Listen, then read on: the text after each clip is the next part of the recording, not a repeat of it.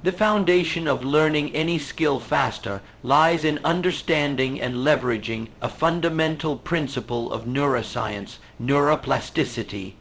Neuroplasticity is the brain's ability to change itself, to reorganize neural pathways, and to encode new behaviors, thoughts, and patterns through experience. When you practice a new skill, whether it's a physical movement like playing a musical instrument or a cognitive task like learning a new language, you are literally altering the architecture of your brain. Neurons that previously did not fire together begin to wire together. This is not metaphorical, it's biological. The first and most important factor in promoting neuroplasticity is focused attention. When you pay close attention to what you're trying to learn, especially during the early stages of skill acquisition, your brain begins tagging those circuits as important. Attention acts like a spotlight, increasing the amount of acetylcholine released in the relevant areas of the brain. Acetylcholine is a neurochemical that helps enhance the strength of neural connections, especially those associated with learning and memory. If you're distracted, multitasking, or only half engaged, the brain does not initiate the neurochemical processes necessary for encoding new information or movements effectively. So, focused, deliberate practice is not just a good idea, it's a biological necessity. Now, it's also important to recognize that neuroplasticity is state-dependent, which means your brain's capacity to rewire itself depends on your internal physiological state. When you are alert, slightly stressed, and intensely engaged, your brain releases both acetylcholine and norepinephrine. These two chemicals work together to mark certain neural circuits as important and ready for change. This is why you often feel the most engaged and make the most progress when a task feels just slightly outside your comfort zone. This is the neurochemical zone where plasticity is most likely to occur, but learning doesn't happen solely during the moment of practice. There's another layer that's just as crucial, the consolidation phase. After a focused session of learning, your brain continues to work behind the scenes, replaying patterns and strengthening synaptic connections. This typically occurs during periods of deep rest or sleep. During non-REM sleep, especially in the early stages of the night, the brain experiences patterns of activity known as sleep spindles and slow wave oscillations. These patterns are responsible for moving information from short-term memory areas into more stable, long-term storage networks. So, getting a full night of quality sleep after practicing a skill is not just good advice, it's essential for locking in that learning at a neurological level. To truly accelerate the learning process, it's not just about putting in more time, it's about practicing smarter by aligning with your biology. For example, studies have shown that when people engage in focused practice followed by periods of rest or non-sleep deep rest NSDR, their retention and performance improve significantly. NSDR includes techniques like yoga nidra or deep relaxation exercises that mimic the restorative patterns of sleep, allowing the brain to continue consolidating information and enhancing plasticity, even while awake. Another powerful factor is the role of error detection and correction during learning. When you're practicing and you make a mistake, the brain engages circuits that compare the intended outcome with the actual result. This error signal activates the anterior cingulate cortex and basal ganglia, areas crucial for modifying behavior based on feedback. The more precise and immediate this feedback is, the better your brain can update its internal model. So, if you're learning a new movement or trying to improve a skill, actively paying attention to what went wrong and adjusting accordingly is one of the fastest ways to encode the correct patterns. Frustration, when experienced in moderate amounts, is actually a signal that your brain is engaged in plasticity. Rather than avoiding it, embrace it. That discomfort means your brain is doing the hard work of change. Moreover, repetition alone is not enough unless it is purposeful.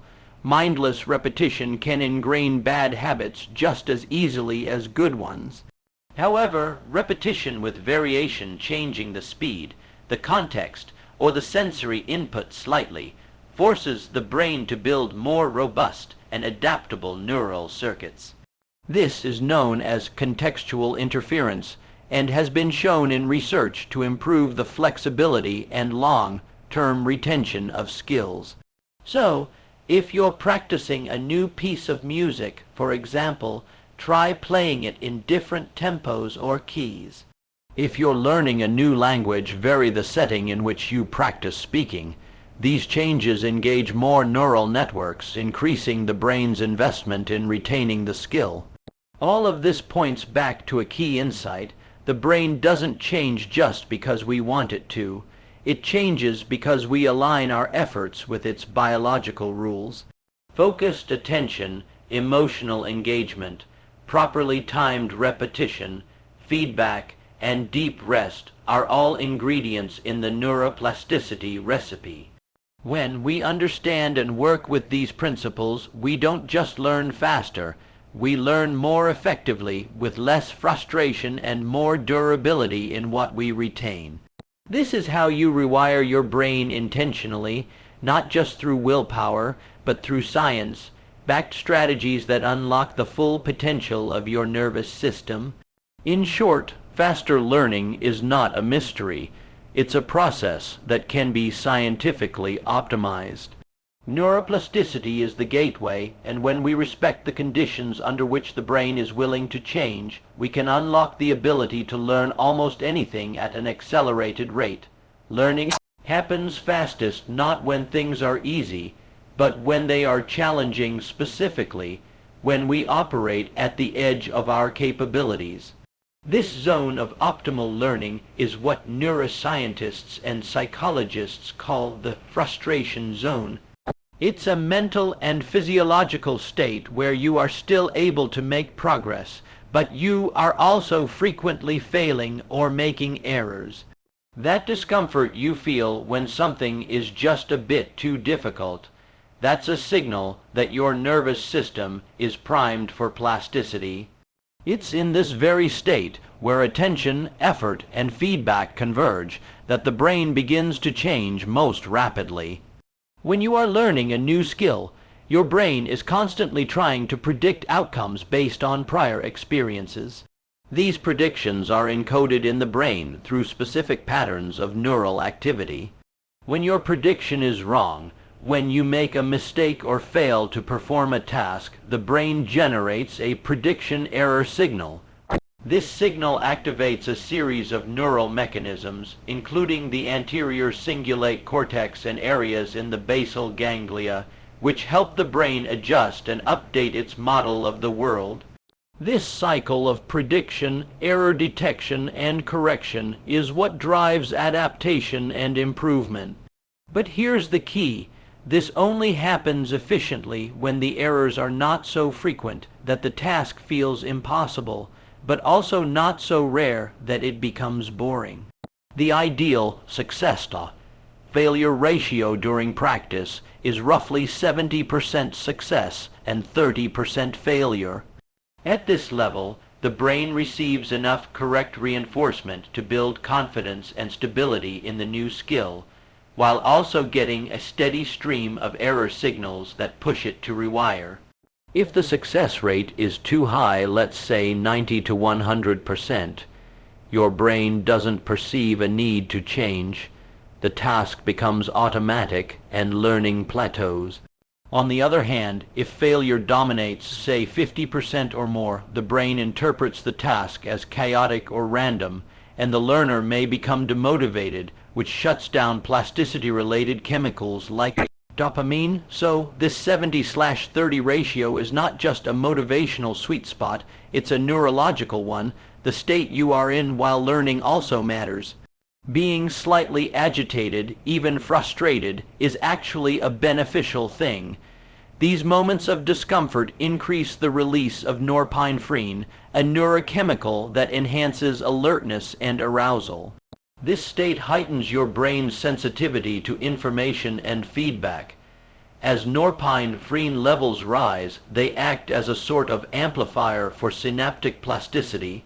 In other words, frustration, when experienced in manageable amounts, acts like a fuel that speeds up the learning process. It keeps the learner engaged, increases focus, and marks the neural circuits being activated as important and worthy of refinement. But this doesn't mean that suffering equals learning. There is a threshold beyond which too much frustration leads to stress, and chronic stress impairs plasticity. What's needed is a balance, a level of difficulty that demands effort and attention, but also allows for moments of success that reward the brain with small bursts of dopamine. Dopamine is the neuromodulator that signals progress.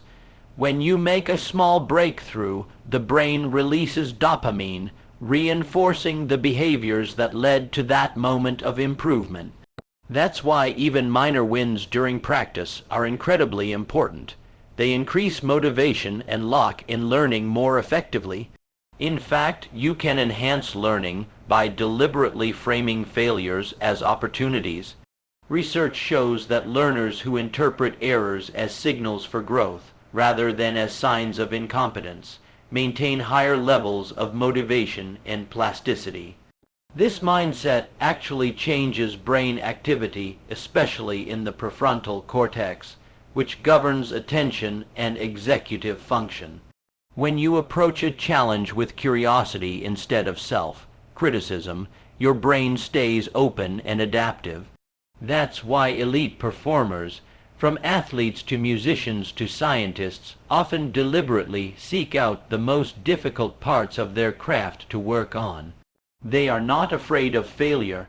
They understand that failure is where learning lies. Another critical component to learning in the frustration zone is feedback. Immediate, specific feedback allows your brain to course correct in real time. It strengthens the connection between cause and effect, helping you refine the neural circuits more efficiently. This is where tools like video playback, coaching, and progress tracking can be incredibly useful. When you can see exactly where you went wrong and make an adjustment, your brain forms stronger, more accurate connections. Over time, these refined connections become more efficient, and performance becomes smoother and more automatic. Deliberate practice, then, is not just about doing something repeatedly. It's about pushing into that edge, where the brain is unsure, where the hands are not yet fluent, where the thoughts don't flow easily. That's where transformation happens. The problem is that most people retreat from this zone because it feels uncomfortable. But if you can learn to embrace that slight struggle, to recognize it as a sign of growth rather than a sign of failure, you will unlock a completely different level of learning speed and depth. So, when you're training for something, whether it's public speaking, coding, learning guitar, or mastering a new language, the best strategy is not to stay in the safe zone where you always succeed. It's to consistently stretch just beyond your current capabilities. Make your practice sessions progressively harder, but not impossible. Maintain focus, expect errors, and then use those errors as fuel, because the brain is not designed to change in comfort. It changes through challenge, through effort, through intentional struggle. By living in this controlled zone of frustration, you engage the systems in your brain responsible for true growth.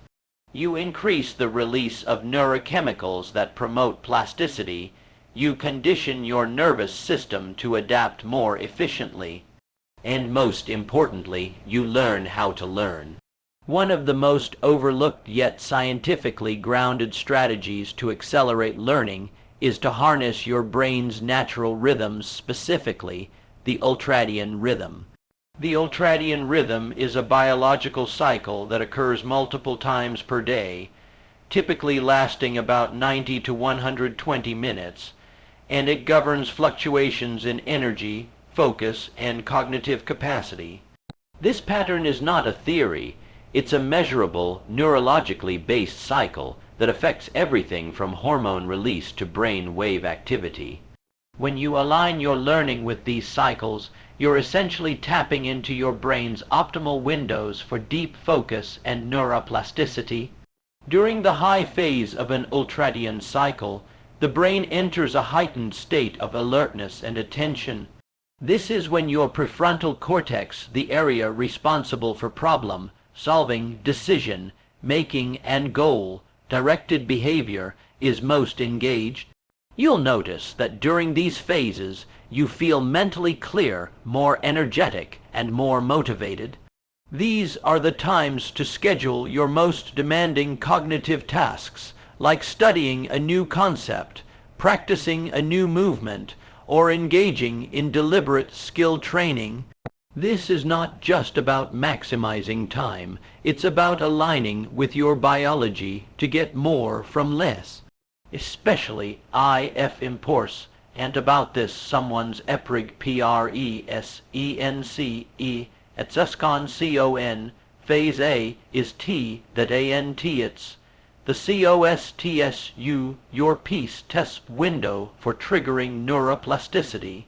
When you engage in focused effort, especially if it includes a degree of challenge or novelty, your brain releases acetylcholine in localized circuits, as well as dopamine, particularly if you detect signs of progress or reward. These neurochemicals work together to signal to the brain, "This is important." Strengthen these synaptic connections.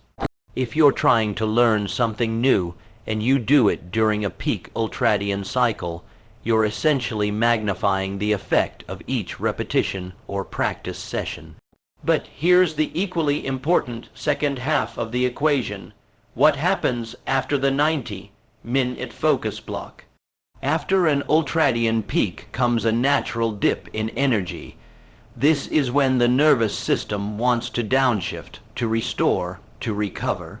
Many people try to push through this dip, chugging more coffee or forcing their way into another task, but that goes against the grain of how the brain operates. In these moments, the best strategy is not to power through, but to rest deliberately.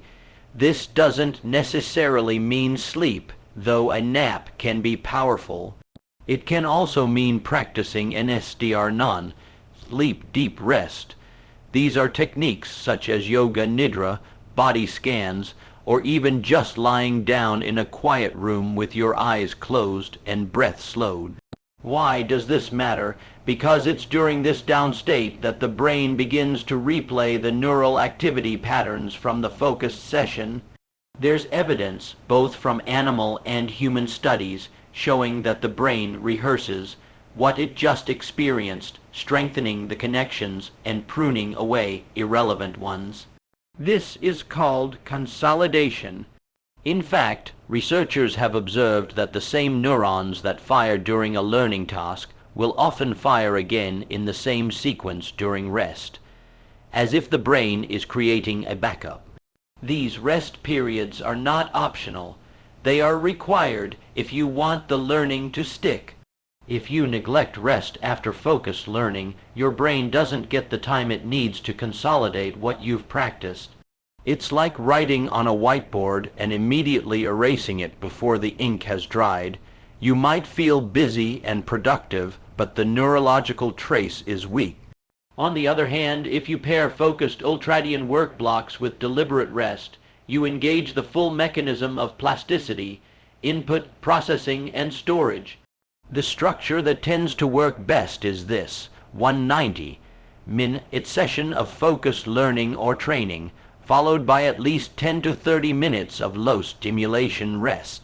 This could mean taking a walk without your phone, lying down with your eyes closed, or doing a breathing protocol that quiets the mind.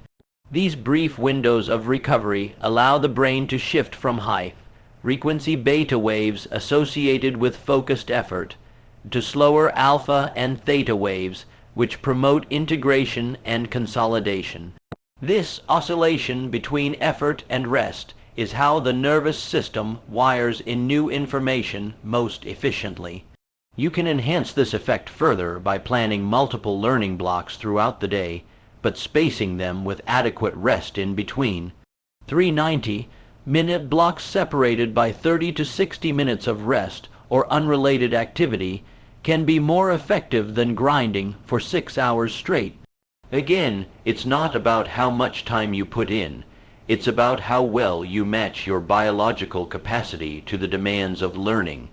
Moreover, the predictability of these cycles means you can train yourself to recognize when you are entering an ultradian peak. Signs include heightened alertness, ease of focus, and a natural pull toward doing something mentally engaging. When you feel this way, lean into it. Remove distractions, close the tabs, silence notifications, and go deep.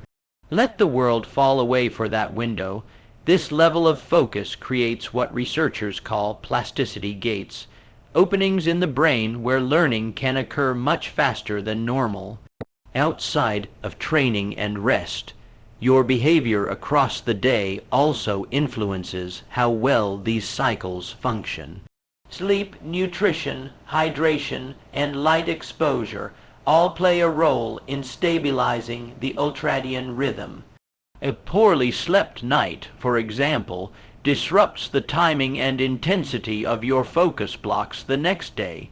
In contrast, getting sunlight early in the morning helps set your internal clock, leading to more pronounced and usable ultradian cycles throughout the day.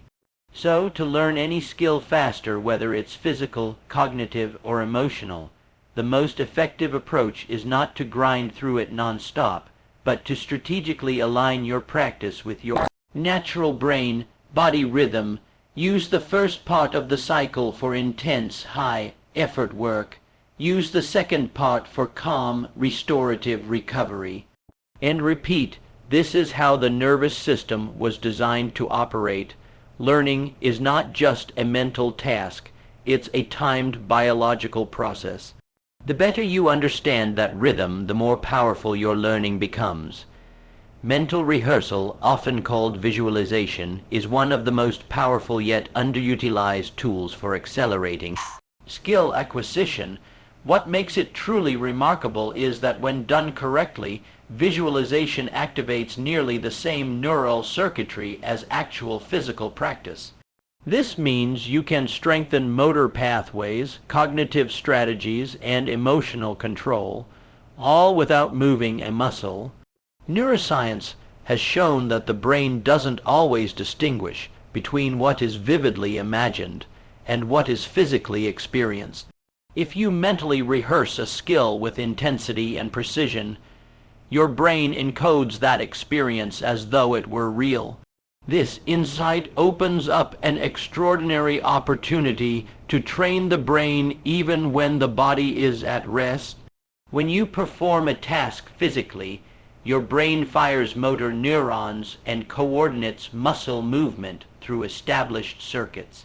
But studies using fMRI and EEG imaging show that when you vividly imagine performing the same task, like throwing a ball, playing piano, or delivering a speech, the same motor regions in the brain light up, albeit at a slightly reduced intensity.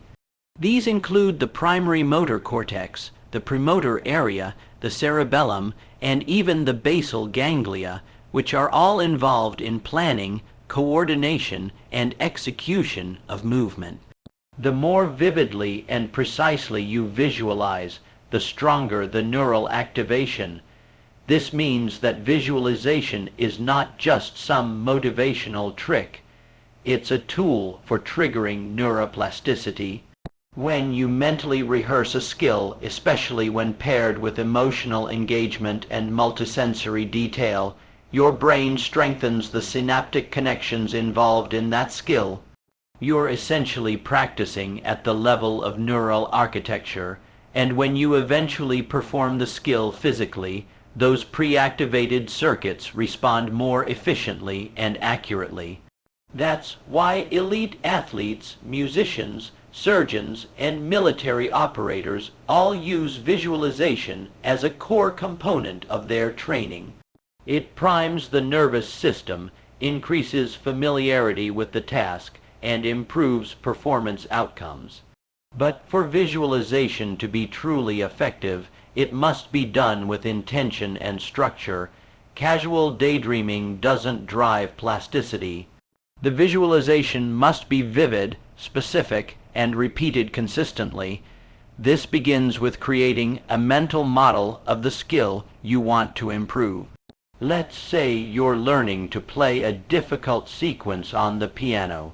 Instead of just imagining the idea of yourself playing well, you should mentally rehearse the exact finger movements, the sound of each note, the feeling of the keys under your fingers, and the rhythm of your breathing as you play.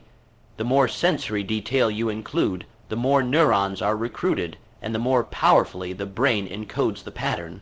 It's also essential to visualize in first person, not third person. This means seeing through your own eyes rather than imagining yourself from the outside, like watching a movie of yourself. First-person visualization engages the motor and sensory cortices far more effectively. When you imagine from your own perspective, you engage the somatosensory system, which is responsible for processing bodily sensations and proprioception, your sense of body position in space. This is crucial for building internal accuracy and coordination.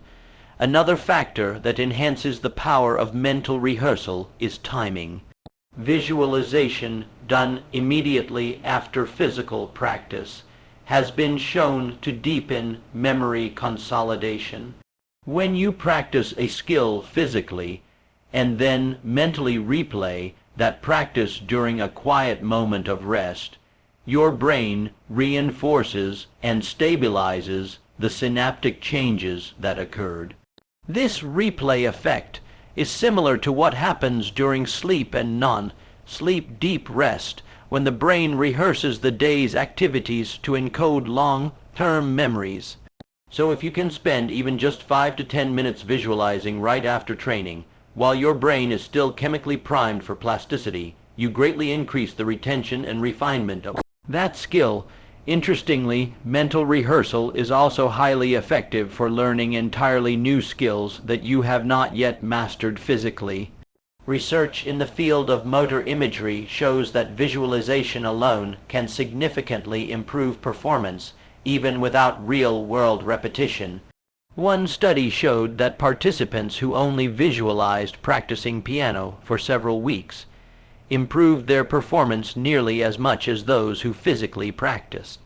Another study on strength training found that people who mentally rehearsed lifting weights without touching any equipment gained measurable strength, because the nervous system adapted in anticipation of the movement. However, there is one critical caveat. Visualization only works if the imagery is accurate. If you mentally rehearse a movement incorrectly, your brain will encode and reinforce that error. This is why it's vital to pair visualization with either real-world practice or expert feedback, especially early in the learning process. Once you've seen and felt the correct pattern, you can then use visualization to repeat it, refine it, and reinforce it between sessions. Mental rehearsal also has a unique psychological benefit. It helps regulate emotions and reduce performance anxiety. By repeatedly visualizing a situation, like a public speech, a high-stakes exam, or a crucial game, you train your brain to perceive it as familiar rather than threatening. This familiarity dampens the amygdala's threat response and allows the prefrontal cortex to maintain executive control. In other words, visualization not only prepares your body for action, it prepares your mind for pressure. To make the most of visualization, set aside structured time for it each day. It doesn't have to be long. Just 5 to 15 minutes of focused, vivid rehearsal is enough. Start by closing your eyes, regulating your breathing, and getting into a calm but alert state. Then mentally walk through the skill from beginning to end, engaging all relevant senses. If you can, alternate between slow motion visualization, where you carefully examine each movement, and real-time mental simulation, which reinforces fluidity and rhythm. Do this regularly, and you'll find that your physical practice becomes sharper, more efficient, and more effective. In essence, visualization is a form of internal training. It allows you to practice without fatigue, risk, or external limitations. It prepares your nervous system for action, enhances retention, and builds confidence. Most importantly, it gives you more reps than the physical world would allow. When used correctly, visualization is not just a supplement. It's a multiplier for learning speed and skill development.